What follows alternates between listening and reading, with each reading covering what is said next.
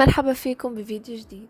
بهذا الفيديو رح لكم أهم 10 عادات لازم كل طالب يعرفهم كعادات إيجابية للطلاب بالمدرسة بالجامعات أو حتى بالدورات أو أي مرحلة دراسية.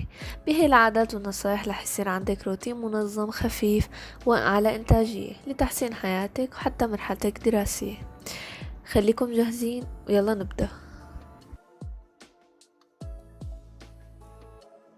الاستيقاظ باكرا.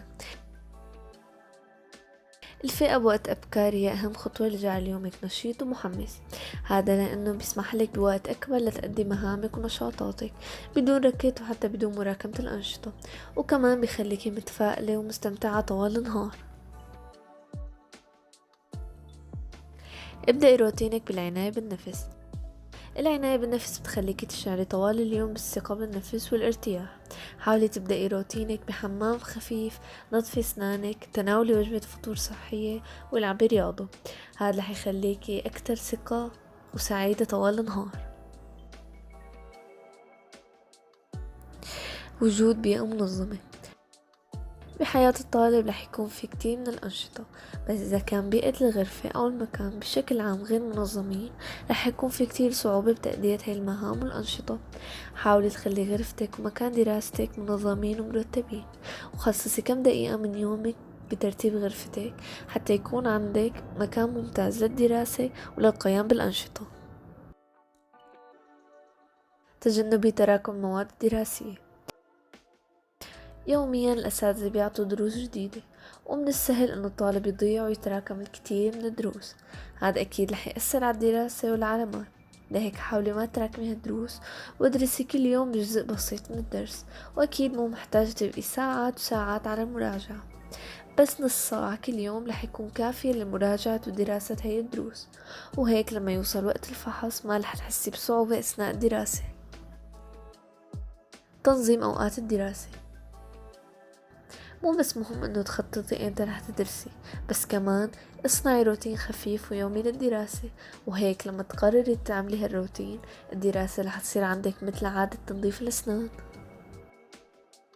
تجنبي الأطعمة السريعة. كل طالب عادي انه يوقع بفخ الأكل السريع والجاهز، أو حتى البسكوت، المشروبات الغازية، الشيبس والأكل السريع. هاي الأكلات حرفيا طيبة، بس استهلاكها بشكل يومي رح يصير ضر على الصحة. حاولي التقليل من هاي الأطعمة واستبدليهم بأكلات أكتر صحية مصنوعة بطريقتك بالبيت بمكونات طبيعية. أبعدي المشتتات. إذا أنتي من النوع يلي عند الدراسة من السهل إنه تتشتتي، تمسكي الموبايل ويضيع وقت الدراسة. من المهم الانتباه لهي المشكلة، لأنه الطريقة الوحيدة للحفظ وفهم الدروس هي التركيز. وفكري إنه الموبايل مو هو اللي بيضر، بس طريقة استخدامك إله بالأوقات الغلط هي اللي حتضر على دراستك. حاولي تطلعي الموبايل من الغرفة أوقات الدراسة، أو حتى اطفيه أو حطيه وضع صامت، حتى إذا وصل أي إشعار أو رسالة ما رح يقدر يلهيكي ويزيل تركيزك عن الدراسة. الانتباه بالصف. الانتباه والتركيز بالصف مو دائما سهل. بوقت الحصص الطويلة والمواد الصعبة رح يكون في صعوبة بالتركيز، خصوصا للطالب يلي بتشتت بسهولة وبسرعة. ركزي بالصف وبالحصة حتى تفهمي الدرس بشكل أفضل وما يكون في صعوبة بمراجعته بالبيت. الحصول على هواية. مو كل شي بالحياة طبعا دراسة، ضروري يكون عندك هواية تخليك تسترخي وتفكري بعيد عن الناس. كل طالب لازم يطور ويكتشف موهبته وهوايته، إن كان بالرسم، طبخ، رياضة، قراءة أو أي هواية تانية. والنصيحة الأخيرة هي تجهيز أغراض المدرسة قبل بليلة. هاي النصيحة سهلة كتير ورح تخلي الطالب أكتر تنظيم وترتيب، وهي تجهيز وترتيب أغراض المدرسة بالشنطة قبل بيوم.